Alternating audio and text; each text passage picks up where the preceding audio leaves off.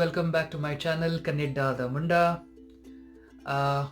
Today we are going to discuss the first step that I took to apply for a permanent residency here in Canada. Well, if you haven't seen my video before of what my Canadian PR process was like, I'll put up a link here. Just go right there and check the video first. The second thing I want to tell you is, if you haven't shared and subscribed, please subscribe to my channel. And also I want to tell you that we have been doing quite well so far. Our journey has been good, but it gives me a lot of encouragement when you like and comment on the videos that I make. So do that too as well down below. So what I want to tell you about is the first step, which was writing IELTS or IELTS exam. Some people pronounce it as IELTS, which is completely wrong. So first step that we have to do is pronounce it right. We usually say it as IELTS or IELTS. I've been taught to say this. It was very difficult for me to say IELTS as well, but here am I. Anyways, so my score in IELTS was 8 band, which was in my second attempt. My first attempt, my score was 7.5. And in listening, I was able to get a perfect 9 the second time. So today I'm just going to talk about one section of IELTS, which is listening, and how does one crack it. Well, as I said in my previous video, that IELTS exam feels like it's a 10th standard or a 10th grade or a 12th grade English exam. Yes, it does, but the listening section is a bit different. Well, number one, for people from South Asia, sometimes it becomes difficult to understand, let's say, a British accent or maybe a Scottish accent. And that is the major problem which one faces while trying to crack the listening section. So if you haven't been watching a lot of British movies or Hollywood movies, start doing that, because that's the first step, and it helps out a lot because it makes you grasp those it makes you grasp the accent very well, and to understand what they're trying to say is the crux of this examination, because without that it becomes very difficult. You would keep on missing words of what they're trying to convey in your earphones. So that's an important point which I want to bring here. In this examination, what you have is a headset, and you have your questions on the examination paper. Now in the headset, I think there were 4 questions when I wrote during that examination. The first 2 questions are very simple. They are basically, you put on your headset and someone starts talking and starts to explain how the process is going to be like during the examination, and then the first question begins, and the first question is usually pretty simple. For example, someone is talking to someone about, let's say, giving some contact details, some sort of a number, some address, name, surname, or maybe area or the country code or something like that. So it'll just be a paragraph where you will fill in the blanks. And remember, everything here works chronologically. So your answers are going to be exactly in a chronological order. So your first answer will be based on what's said first in the paragraph.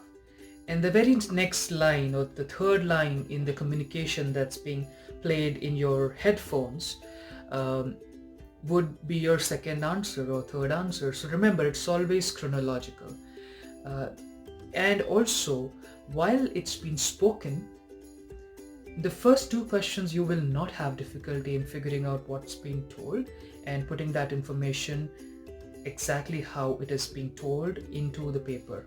So you just have to write that information with a pencil or a pen in the examination in those blanks given. The problem starts with the third question onwards, or the questions after that. Well, now what happens in this case is the difficulty level starts to increase a little bit. Well, it's not very difficult, but the difficulty level does increase a little. So the trickiest part, as I said, is the third and the fourth question. They are little longer in size, and in terms of complexity, the level of complexity is higher than the first two questions. The way in which they are designed could be that it could be a paragraph or a combination of multiple fill in the blanks, or it could also be a combination of a true and false and things like that.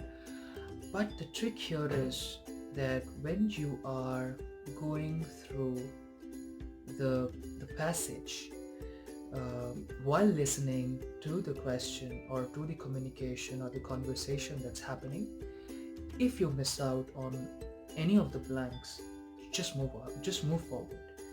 Don't panic thinking that, hey, I missed out on one of the answers. No, as I said, everything is chronological. It follows the first question's answer will be probably in the first or the second sentence of the speaker who is speaking to you through your headphones. Similarly, it happens to the fourth question. I want to share another trick in this case. Another trick in this case is that between two questions, you have some time where the speaker gives you some time to check back your answers in the previous question. Use that time to read the next question, because if you know what the next question is in your answer booklet, and when you're listening to the passage or to the conversation or the communication, then easily you can relate that, oh, so this was the question that I read, so the answer should be this, what's been spoken to me. And then immediately you can draw up a connection and fill in those answers there.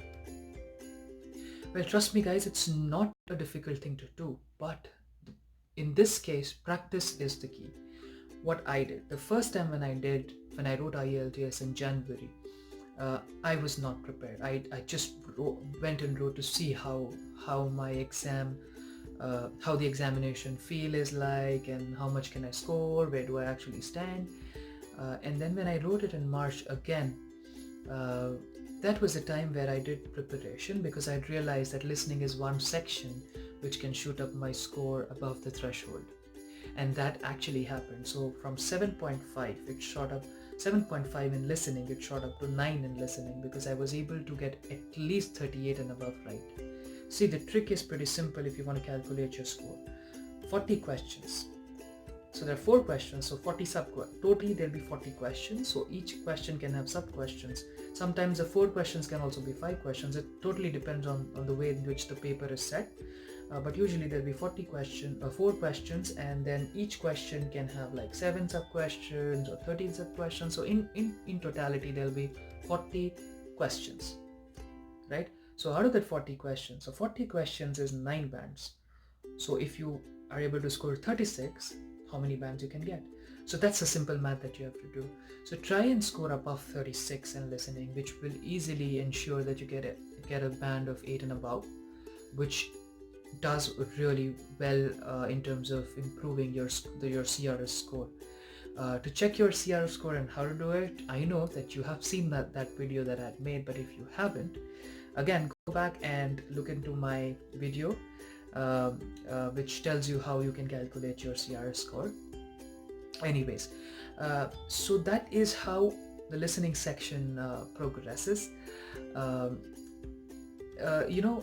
Try and make sure that you are able to answer as many questions as possible. Sometimes the answer may not be exactly what's been spoken, so also try and understand what's been spoken in the passage or what's been spoken to you. You can write an answer which is closest to the actual answer, because sometimes the answer key can have more than one options as answers, right? So one of the question can have 3 options as its answers. So if you're thinking in the way in which you have thought and then the way in which you have put your answer on the answer sheet matches to one of the answers in the answer key, then certainly you will be able to crack this exam, you will certainly be able to do good. The thing that I see a lot of times is that people don't practice a lot before the examination. That's a must. And what are the things you need to practice? All you need to do is go to YouTube. There are n number of practice questions. You don't need it. You don't need an IELTS or IELTS training.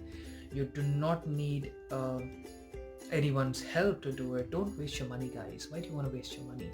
Don't waste your money. All you need to do is go to YouTube. There are ample number of questions available. Try and score 35 and above in each examination that you write.